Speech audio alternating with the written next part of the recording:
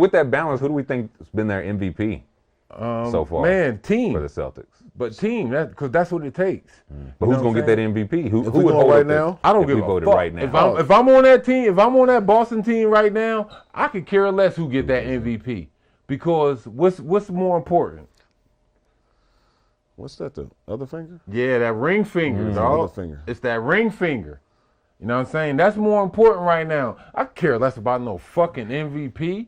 You know what I'm saying? Because especially if I'm like a Derek White or Al Horford, you know what I'm saying? No, I'm not thinking about no MVP. I'm thinking about this dub for this chip. Why can't you answer his question? He said if we was picking one right now, who would the MVP? No vote from Rasheed Wallace. We don't need to. Yeah, we don't need all that. I'm sorry. Golly, man, why did he have to go? You're right. I'm sorry. Jrue Holiday.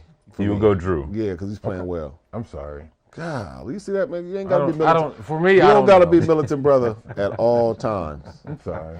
God. Sure enough, Wallace abstains from the vote. This dude right here, man. I'm sorry, y'all. I did go on my bag. Angry man over here, man. Always angry. Why you mad, son? Tell him why you mad, son. I'm gonna tell you why I'm mad. No, I don't think that shit, dog. Sir, you cannot use that language. No. You said you go Jrue Holiday? I think he's been playing so efficient on both sides of the ball, and last game I think he had 20. He had 26 last game. He's averaging 19. He has 38 points through 2 games with no turnovers. With no turnovers, he's been playing great defense. He's just been solid for him, hitting big shots. Obviously, Tatum is not playing his best, but he's still getting numbers because he's a volume shooter.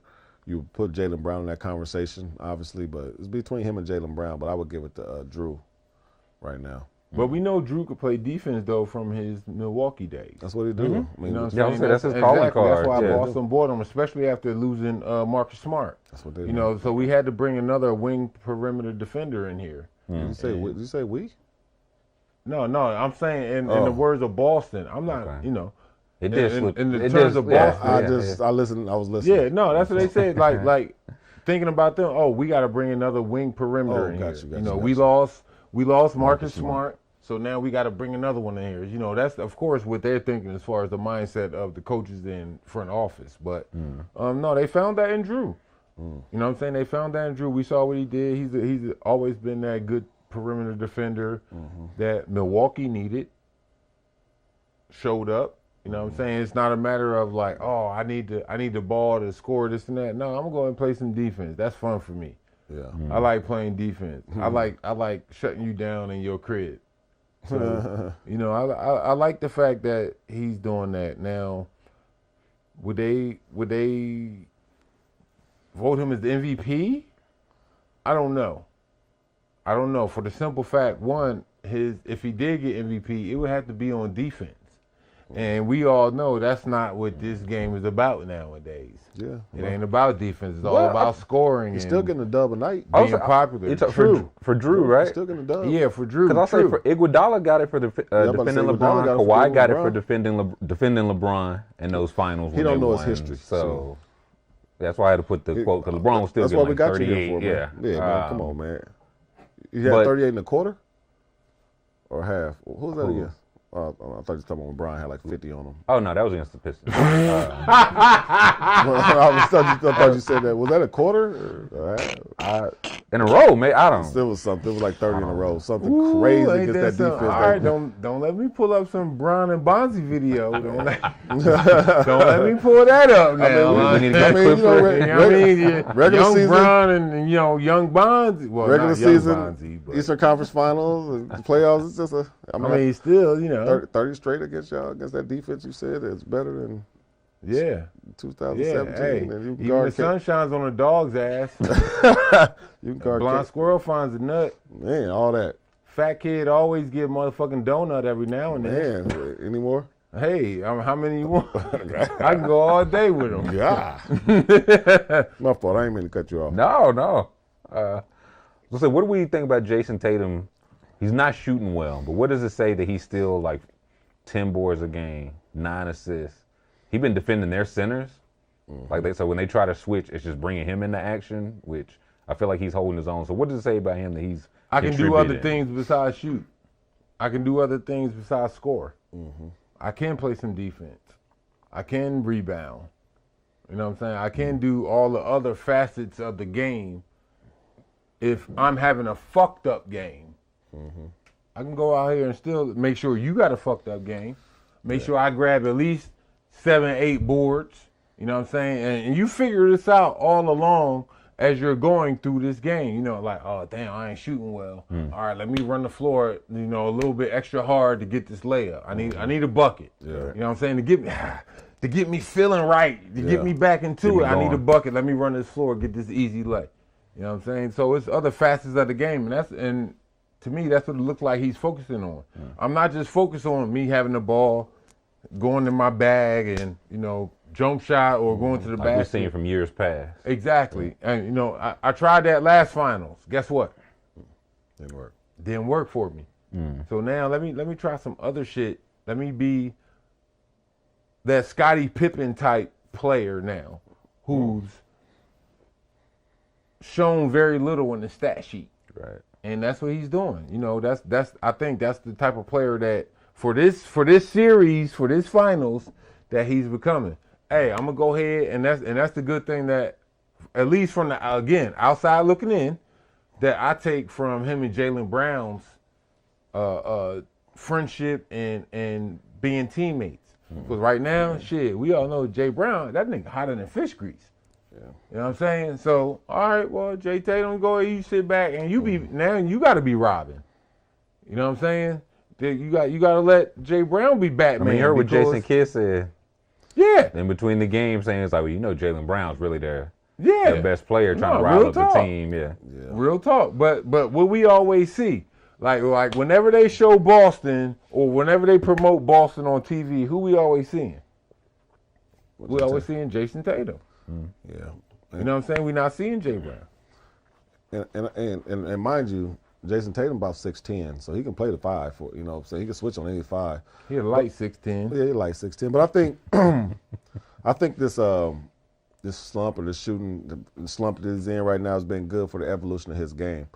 Because now I think he's seeing like, oh, I can be that player that can get triple doubles and can be a full. I ain't got to just get buckets all the time. He's been getting buckets since he got in the league. He's been at 25 plus almost for the last 5-6 years. So he's got buckets. So I think this has been good for him to kind of see like, oh, I can literally do other stuff at an elite level as well. You know what I'm saying? Because if you see some of the passes that he was making, you know what I'm saying? Because he's really good at getting by people, catching angles. He really worked on that part of it. Yeah, he's really worked on it. He was throwing, on-point passes, on-time passes. You know what I mean? And as a player, to get them on-point and on-time passes, that's everything. And he was doing that. And I think that was just helped his evolution of his game for his confidence. And he's always could do it, but just in a game setting where you're sitting at this level, you're at the NBA Finals, you're almost averaging a triple-double. I mean, that's got to be confident, building for him moving forward. Like, oh, okay, I done added some stuff to my game, so maybe he can come back and maybe try to have a season where he can stay at those high levels in terms of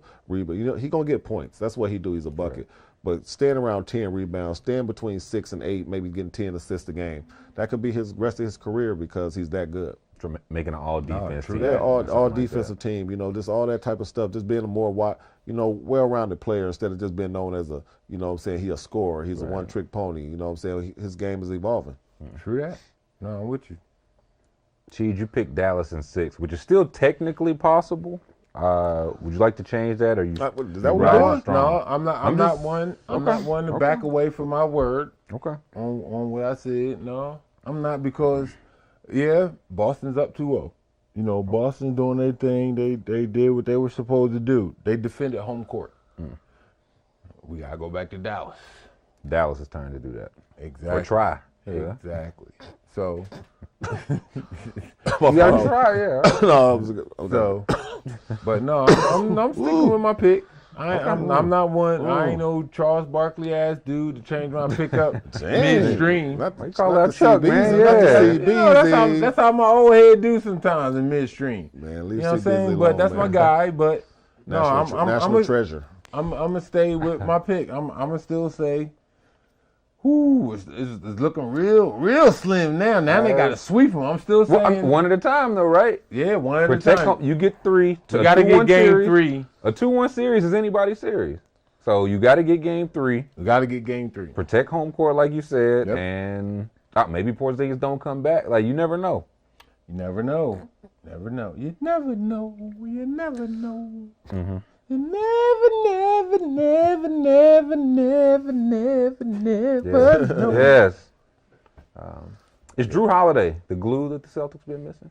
Because like we've said, they've been here in the past, hadn't quite been able to get over their hump. For sure. I mean, didn't I pick Boston? Did I pick Boston? I think you had him in 6. I had him in 7. But publicly, yeah, in 6. No, but honestly, I think is that what I did? That's tough.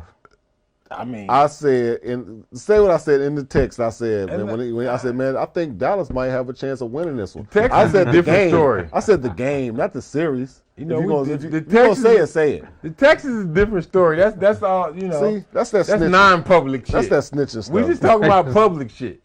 I just said you said, publicly. That's all. How's that snitching? You snitched on yourself. I had to because you told on yourself. I had to. Yeah, you come get him now. Your Honor, it was me. Yeah. I had to. Come on, Bonzi. Come on out the bushes, man. They got us. Come on, Bonds. Basically what you did. Hey, Bonds. Come on out from over there behind that bush, behind that tree. They got us, They man. got us, man. Come on, Bonzi Wells. They know we live in Main Street, yeah, man. Bonzi Wells. They got us. Come on, man. They know. But no, I think Jrue Holiday definitely. I mean, and that's another strategic, great move by the great Brad Stevenson out of Indiana. Stevens? I'm sorry. I don't know, out bro. of Indiana, because that was just a great trade because with Marcus Smart, they was only getting so far. But are you saying that Drew's the better defender than Marcus Smart when No. wing? I'm just talking about maybe temperament. Maybe, you know what I'm saying? You never know. Marcus Smart is like you. You know what I'm saying? He wild, you know what I'm saying? He probably, you know what I'm saying? Don't get me wrong. Come on, man. Good defender. Great defender. Team-oriented. But it's the other stuff that all the players you like gotta understand. Not all the players might like him, but the organization could have been scared of him. You know how that stuff go. Remember, kind of like you. We liked you. Organization was scared to death of you. Don't listen to what they say about you, man. You all right with me. Rashid is right here, Bonzi. It ain't right, all right. They tapping me, Bonzi. Could you tell Rashid we got an appearance for him? Could you ask him, could he do an appearance? And I'll be like, bro, Rashid's right here.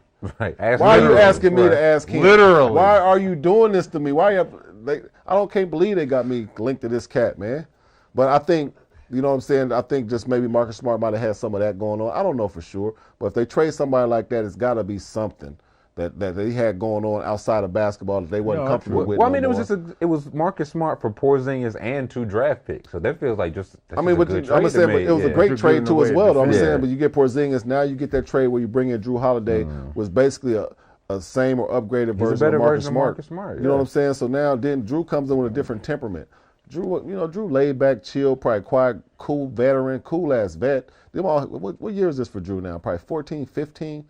You know what I'm saying? So he the vet with these guys. He's won a championship. I want to say 12 maybe? This is 11, 12? This is year 14. You know what I'm saying? 09 draft. He's won a chip already. You know what I'm he's saying? He's been to the top before. That temperament is different now. Now he's trying to talk to him about what they did. You know what I'm saying? How to move. You know what I'm saying? They probably picking his brain on different things as young boys. Like, man, what was your mindset? And you can just see that it's just a different Boston team that they was destined from day one all throughout the season that they was going to make this run to be in position where they are now. Well, they think there was 65 and 17, something like that on the 64, season. 65, something like that. That's tough. To win 60-something games in any season is tough. And to go through the playoffs the way they did, they kind of ran through the playoffs.